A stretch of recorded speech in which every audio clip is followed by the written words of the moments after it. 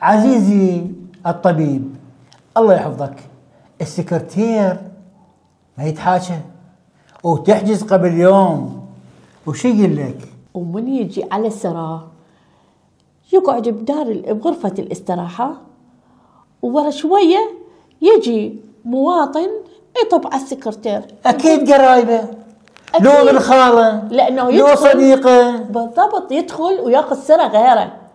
يصير هذا؟ والله ما يصير. يعني جماعة الطبيب السكرتير على كيفك شوية، إذا أنت ما تحاكي مو قول سكرتير. مو بس هيك، لا، الطبيب يكتب له الوصفة ويروح يجيبها وهم ينتظر لحد ما يسمح له انه يدخل. يلا يدخل، خلص الوقت بعد يصير. لا والله ما يصير. تعجل يمين الساعة ما عد حبيبي، انا ما عد حبيبي، الاقيه ومن غرامه حظي ونصيبي، انا حظي ونصيبي. تعجل يمين الساعة ما عد حبيبي، انا ما عد حبيبي، الاقيه ومن غرامه حظي ونصيبي، انا حظي ونصيبي.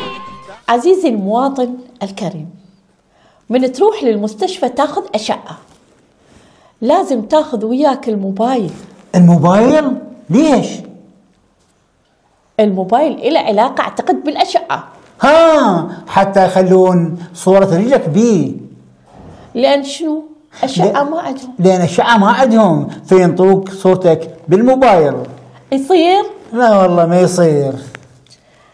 يا بردين يا بردانا وش قلنا ليش يا دادا زعلانة؟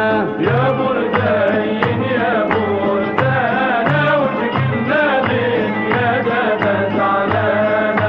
وضربني بخنجر الشامي وبصوابه دقدقي عظامي، يا ويلي من جرحي ولامي وطال الليل وعيوني سهران.